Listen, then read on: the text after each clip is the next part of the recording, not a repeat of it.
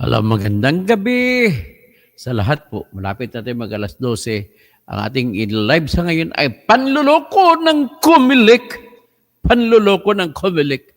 Kailan kayo magbabago itong Comelec natin? Na siyan, ibig sabihin po, pwede kong sabihin na ang kinabukasan ng bansa ay nakasalalay sa Comelec. Na kung ang Comelec ay magpapayag na maghahalal ng mga kurakot at kawatan at mamamatay tao, alam mo na kung anong mangyayari sa bayan natin. Pero kung ang Comelec ay sisikap na ang mananalo ay sa patas na halalan, mas malamang na ang mananalo ay yung mga well-meaning Pilipinos na nga opisyal. Yan po ang kinabukasan ng ating bayan dito sa Comelec na ito na ever since the world began, wala tayong talagang matinong Comelec. Yan po. Ngayon, ibigay ko sa inyo kung anong diskarte nito. Ha? So, in the process, kapag sinabi kong diskarte, naku, baka mababasa ni Erwin Tulfo, tsaka abogada niya, yung kung anong gagawin ko. Pero anyway, wala problema, hindi naman mababago yan eh. So, ganito po yun.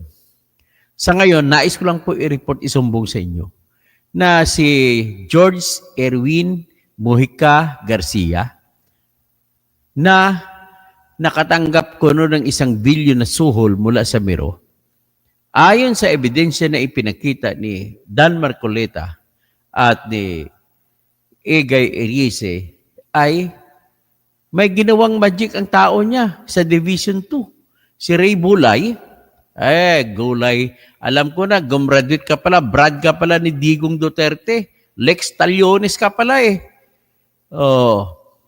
Ang ginawa mo, Ray Bulay, nanluloko kayo sa tao.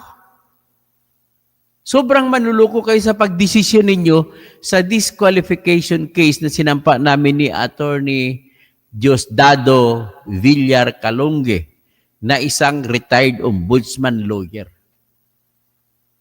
Napakatindi ng ginawa nyo. Niluloko nyo ang buong Pilipinas. Ang lahat ng Pilipino, niluloko nyo. Ipapakita ko sa inyo kung ano ang ginawa niya. Una, ganito po ang ginawa niya. Ito yung decision. Ipakita ko sa inyo yung decision na ginawa niya sa pagbasura ng aming petition for disqualification laban kay Tulfo. Ito po yun.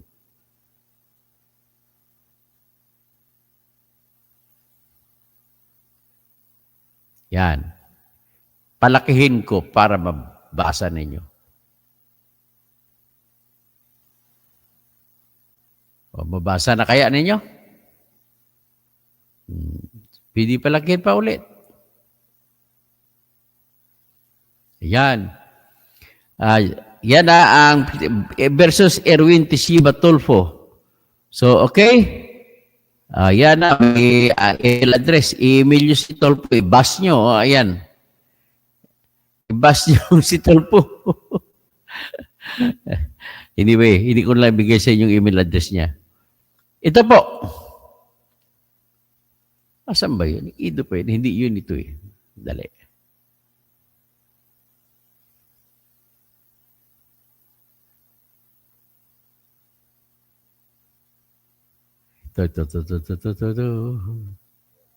Ito po yung decision. Ang pinakita ko sa inyo ay mali, hindi decision yan. Kundi yan po yung notice nila na pinapaalam sa akin na sila daw ay magdidesisyon na. So ito po yung decision nila. Masususpense kayo kung anong ginawa na sa decision nila. Yan. So, yan ang title ng kaso, Erwin Teshiba Tulfo, kalaban namin. Case number is PA number 25042. Dinesisyonan ko noong May 22, 2025, pero natanggap namin May 23 namin natanggap. So, ito ngayon ang sinabi niya, ang rason. Daling ko kayo sa dulo.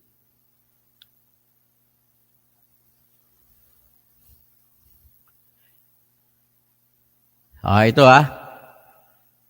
Ang sinasabi dito, hindi raw kasama sa enumeration ng grounds sa Section 12 tsaka Section 68 na disqualification ang citizenship.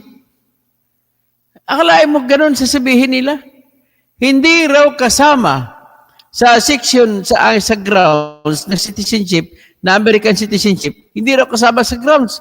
Kaya binasura nila, o basahin natin ang kanilang rason. Thus, the issues raised by petitioners against respondent on the latter citizenship, alleged violations of the Equal Access Clause, political dynasty prohibition and academic qualifications do not fall within the exclusive grounds for his disqualification as a candidate for senator under Section 12 and Section 68 of the Omnibus Election Code. As such, the instant petition for disqualification is not the proper remedy to address these matters. Questions on senatorial candidates' qualifications or eligibility, including citizenship, pertain to material misrepresentations in the certificate of candidacy, should instead be raised through a petition to deny due course to or cancel the certificate of candidacy pursuant to Section 78 in relation to Section 74 of the OEC. Ladies and gentlemen, kung susundin natin itong reasoning ng COMELEC, hinahayaan nila na yung Amerikano makapagpatuloy takbo, makapag-allow niya sarili niya, ibuboto siya hindi. Eh di ba revolting to conscience yan? Diyan pa lang, hindi mo na matatanggap sa pamakuan. Pagtatakbo yung pusa, hindi mo pwede kakasuhan ng disqualification ng pusa kasi hindi man Pilipino ang pusa. Kasi daw, wala daw sa Section 12 sa Section 68 ng Omnibus Election Code. Ang Omnibus Election Code kasi, ang binabanggit lamang ay saan yung 68? Ito, disqualifications. Any candidate who in an action or protest in which he is a party is declared by final decision of the competent court guilty of or found with the commission of having given money or other material consideration to influence, induce, or corrupt the voters of or public officials performing electoral functions, committed acts of terrorism to enhance his candidacy, spent in his election campaign an amount in excess of that allowed by this code, solicited, received, violated. Ibig sabihin, election offense lang ang binabanggit dito sa Section 68. Yan ang ginamit nila dahilan, wala raw nakalagay dito na citizenship ay kasama. Yun po ang sinasabi. Pag Section 12 naman, disqualification, ang nakalagay naman dito ay yung nasintensya na tao. At saka may moral turpitude. Yan ang nilagay nila. Tapos, hindi nila in-apply yung Section 14 ng Local Government Code kasi sa Local Government Code man ito. Ang nakalagay sa disqualification ng Section 14 ng Local Government Code ay yung nasentensya ng final judgment, na remove from office as a result of administrative case, those convicted by final judgment of violating the oath of allegiance to the Republic, those with dual citizenship, fugitive from justice in a criminal, non-political cases here or abroad, permanent residents in a foreign country, or those who have acquired the right to reside abroad and contract and continue to avail of the same right after the effectivity of this code, and the insane or feeble-minded.